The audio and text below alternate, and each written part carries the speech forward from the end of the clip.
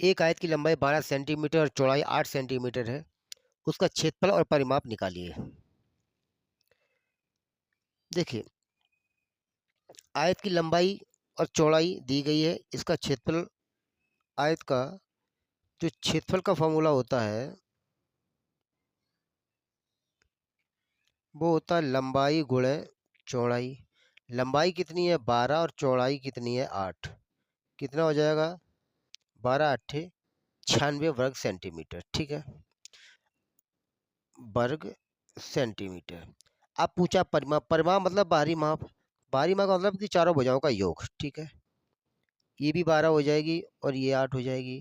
तो 12 12 24 और 8 16। परिमाप होता है सभी भुजाओं का योग। टू, सूत्र होता है इसका 2 लंबाई धन चौड़ाई। तो 2 लंबाई कितना है 12, चौड़ाई कितना है 8। ऐसे ही है। तो 12 8 20, 20 दूनी 40। और ऐसे जोड़ो 12 दूनी 24, 24 और 16, 20 30 40, ये भी 40, 40 सेंटीमीटर। चलिए चलते हैं अगले सवाल की ओर। एक वर्ग की भुजा 9 सेंटीमीटर है। उसका क्षेत्रफल और विकर्ण निकालिए। हमें इस वर्ग का क्षेत्रफल और विकर्ण निकालना है। ये जो वर्ग बना है इसका हमें क्षेत्रफल और विकर्ण निकालना है। हमें पता है वर्ग का जो क्षेत्रफल क्या होता है भुजा स्क्वायर। भुजा स्क्वायर ही तो होता है ना। तो भुजा स्क्वायर जब होता है तो भुजा कितनी है 9। 9 गुणे 9 कितना हो जाएगा 81। ये क्या हो जाएगा 81 वर्ग सेंटीमीटर इसका क्षेत्रफल। अच्छा, वर्ग का जो विकर्ण होता है वो क्या होता है a√2। तो भुजा तो हमें पता ही है 9 है, तो 9√2 इसका विकर्ण हो जाएगा। अब √2 की जो वैल्यू होती है 1.414 होता है। तो अगर इसमें मल्टीप्लाई भी हम 1.414 का कर देंगे तो अप्रोक्स में 12.73 समथिंग आएगा। ठीक है, चलते हैं अगली वीडियो की ओर। अगले सवाल की ओर। एक वृत्त की त्रिज्या 7 सेंटीमीटर है। उसका क्षेत्रफल परिधि निकालिए। एक वृत्त दिया गया है जिसकी त्रिज्या 7 सेंटीमीटर। उसका क्षेत्रफल और परिधि निकालनी है। हमें पता है वृत्त का क्षेत्रफल क्या होता है पाई आर स्क्वायर। पाई की वैल्यू क्या है 22/7 इंटू आर की वैल्यू 7 है तो 7 मल्टीप्लाई 7। अगर इस 7 से इसको 7 कैंसिल कर दो, 7 दूनी 14, 7 14 15, 154। 100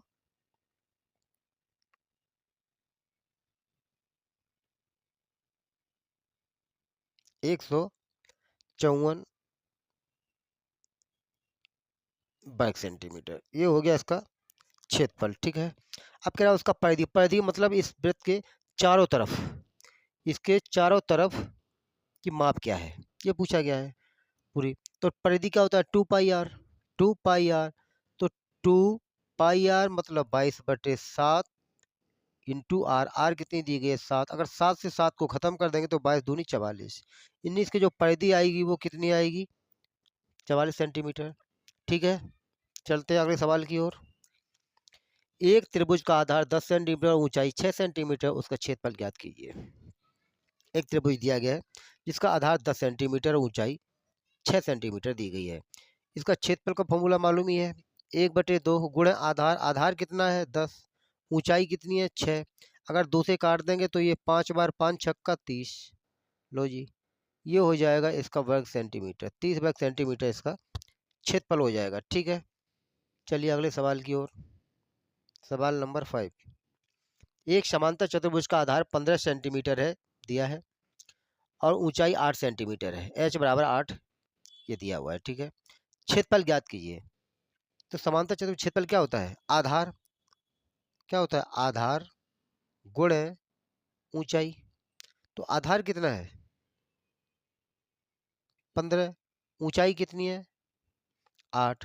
तो 15 अट्ठे 120 वर्ग सेंटीमीटर। कोई समस्या नहीं। चलें अगले सवाल की ओर। सवाल नंबर 6। एक समलंब चतुर्भुज की समांतर भुजाएं 12 सेंटीमीटर और 8 सेंटीमीटर हैं तथा ऊंचाई 5 सेंटीमीटर। क्षेत्रफल निकालिए।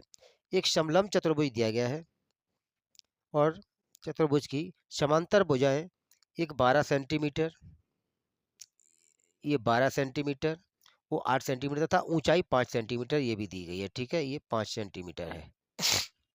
अब इसका क्षेत्रफल निकालना है। क्षेत्रफल इसका क्या होता है, 1/2 गुणे समांतर भुजाओं का योग, तो समांतर भुजा ये दोनों हैं तो 12 8 20, समांतर भुजाओं का योग गुणे ऊंचाई, ऊंचाई कितनी दी गई है 5। अगर हम 2 से काटें इसको तो 10 बार, 10 पंचे 50, कितना हो जाएगा ये 50 वर्ग सेंटीमीटर। लो जी हो गया ये। चलते क्वेश्चन नंबर 7 की ओर। एक घन की भुजा 6 सेंटीमीटर हो, उसका आयतन और कुल पृष्ठीय क्षेत्रफल निकालिए। एक घन हमें दिया गया है, उसकी भुजा भी दी गई है, उसका आयतन और curved surface area, total surface area पूछा गया, कुल पृष्ठीय क्षेत्रफल, ठीक है। तो टी ऐसे पूछा गया है ना, टी ऐसे टोटल सरफेस एरिया और उसका आयतन। अब हमें पता है घन है, घन का आयतन क्या होता है भुजा क्यू, घन का आयतन होता है भुजा क्यू, भुजा इसकी है 6, तो 6 का हम अगर क्यूब कर देंगे तो 6 छक्का 36 छक्का 216 घन सेंटीमीटर हो जाएगा, 216 घन सेंटीमीटर हो जाएगा। अब कह रहा है कुल पृष्ठीय क्षेत्रफल, घन है यानी इसकी एक जो फलक होगा वो एक वर्ग की तरह होगा, एक वर्ग की तरह होगा, 6 मल्टीप्लाई 6 तो कितना हो जाएगा 36। इस 36 में यदि हम 6, चूँकि घन में 6 फलक होते हैं, ये तो एक फलक का है, तो मल्टीप्लाई 6, तो 6 छक्का 36, 6 तिया 18 3 21, ये भी 216, 216, ठीक है, क्योंकि ये तो आयतन था, ठीक है, ये आयतन था और ये उसका टीएसए टोटल सरफेस एरिया 216 वर्ग सेंटीमीटर, ठीक है। चलिए अगले सवाल की ओर, सवाल नंबर 8। ये कह रहा है, सॉरी जुकाम हो रखा है, गला खराब हो रखा है, परेशान हो चुके हैं।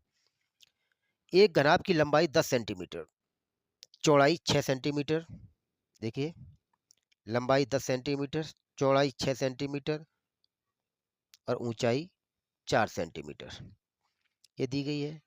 कह रहा है आयतन निकालिए घनाभ का, तो घनाभ के आयतन का फॉर्मूला क्या होता है, लंबाई इंटू चौड़ाई गुणा ऊंचाई, यही होता है ना, लंबाई गुणा चौड़ाई गुणा ऊंचाई। लंबाई दी गई है 10, चौड़ाई दी गई है 6, ऊंचाई दी गई है 4, 10 छक्का 60, 6 चौको 24 यानी कि 240 घन सेंटीमीटर, आयतन ही पूछा गया, घन सेंटीमीटर हो गया जी। चलते हैं क्वेश्चन नंबर 9 की तरफ। एक बेलन की त्रिज्या 3 सेंटीमीटर और ऊंचाई 7 सेंटीमीटर है, ऊंचाई 7 सेंटीमीटर है, आयतन निकालिए। बेलन का आयतन पूछा गया है। अब एक चीज ध्यान रखिएगा, बेलन में कभी भी इसका फॉर्मूला रटने की जरूरत नहीं है, बेलन में 2 वृत्त होते हैं ऊपर नीचे, तो नीचे वृत्त है उसकी त्रिज्या दी गई है, तो वृत्त का क्षेत्रफल का फॉर्मूला सिंपल है, सबको याद रहता है, पाई आर स्क्वायर, क्या रहता है पाई आर स्क्वायर, ठीक है। इसी वृत्त को अगर हम ऊंचाई तक लेके जाएंगे, यानी हम इसमें अगर ऊंचाई का मल्टीप्लाई कर देंगे तो ये बेलन का आयतन का फॉर्मूला बन जाएगा। यही हमें यदि बेलन के वक्र पृष्ठ या टोटल सरफेस एरिया का फॉर्मूला निकालना हो, टोटल सरफेस एरिया का फॉर्मूला निकालना हो, तो हम परिधि पे जाएंगे, वृत्त की परिधि क्या 2 पाई आर, उसमें एच का मल्टीप्लाई कर देंगे तो इसका टोटल सरफेस एरिया वक्र पृष्ठ का निकलेगा, लेकिन उसमें प्लस 2 पाई आर एच प्लस एक ऊपर वाला वृत्त एक नीचे वाला वृत्त, इन दोनों वृत्तों का क्षेत्रफल भी तो ऐड करना पड़ेगा, तो 2 पाई आर स्क्वायर और उसमें जोड़ देंगे तो हो जाएगा टोटल सरफेस एरिया का, और अगर ये 2 वृत्त का हटा देंगे तो हो जाएगा C S A curved surface area का क्षेत्रफल, ठीक है। अब हमें यहाँ पे निकालना था बेलन का आयतन, तो बेलन का आयतन पाई आर स्क्वायर, वृत्त का क्षेत्रफल में ऊंचाई का मल्टीप्लाई तो आयतन बन गया पाई आर स्क्वायर एच, पाई का मान 22/7, आर की वैल्यू कितनी दी गई है 3, आर स्क्वायर है तो 3, एच की वैल्यू दी गई है 7, क्या इस 7 से ये 7 तो खत्म हो जाएगा, 3 त्रिका 9 दूनी 18 और 9 दूनी 18 1 19, यानी कि 198 घन सेंटीमीटर। कोई समस्या नहीं। चलिए सवाल नंबर 10 की ओर। एक वर्ग का क्षेत्रफल 144 वर्ग सेंटीमीटर है, उसकी भुजा ज्ञात कीजिए। एक वर्ग दिया गया, उसका क्षेत्रफल दिया गया, बस उसकी भुजा पूछी गई है। भुजा ए, हमें पता है कि वर्ग का क्षेत्रफल क्या होता है, भुजा स्क्वायर, यानी कि ए स्क्वायर बराबर कितना है, ये 144। निकालने से भुजा है। अगर यहाँ से ए हम लगाएंगे तो इस पे लग जाएगा रूट, रूट लगेगा इसके ऊपर, तो जो ए की वैल्यू आएगी वो कितनी आ जाएगी, 12। तो यही तो इसकी भुजा है, यही तो इसकी भुजा हो जाएगी 12। ठीक है, चलते हैं सवाल नंबर 11 की ओर। और ये आखिरी सवाल है, ये आखिरी सवाल है। एक बेलन का आयतन 1540 घन सेंटीमीटर है, उसकी ऊंचाई 10 सेंटीमीटर है, त्रिज्या ज्ञात कीजिए। इसकी जो है त्रिज्या पूछी गई है, त्रिज्या, त्रिज्या कितनी होगी। एक बेलन का आयतन, आयतन तो हमें पता है ना, पाई आर स्क्वायर एच। अच्छा, पाई की वैल्यू क्या, 22/7। आर की वैल्यू हमें नहीं पता, तो आर स्क्वायर, आर स्क्वायर रहने दो। ऊंचाई हमें पता है 10। ठीक, हमें निकालना है आर स्क्वायर। पहला फर्स्ट प्रायोरिटी हमें आर स्क्वायर निकालनी है। सामने कितना है, 1540। चूंकि आर निकाले, आर के साथ में 10 मल्टीप्लाई में है, तो 10 चला जाएगा 1540 के नीचे। चूंकि यह 22/7 है, तो ये उल्टा हो जाएगा, तो ऊपर चला जाएगा 7 और नीचे आ जाएगा 22। कोई समस्या, इस जीरो से जीरो काट दो, 7 दूनी 14, 7 14 15, यानी 22 से कट जाएगा 7 बार 154। अब इस 7 और इस 7 का मल्टीप्लाई हो जाएगा, तो कितना हो जाएगा, आर स्क्वायर बराबर 49। तो जब यहाँ से हम 49 का वर्गमूल लेंगे, आर निकालेंगे, तो ये इसका स्क्वायर हटके इस पे रूट लगेगा, रूट लगेगा तो इसका वर्गमूल होके आर बराबर आ जाएगा 7। और यही हमें निकालना था। तो वीडियो पसंद आए तो लाइक और शेयर जरूर करना, और चैनल को सब्सक्राइब भी करना, और कमेंट करके बताना कि लगा कैसे। ठीक है, ओके, धन्यवाद।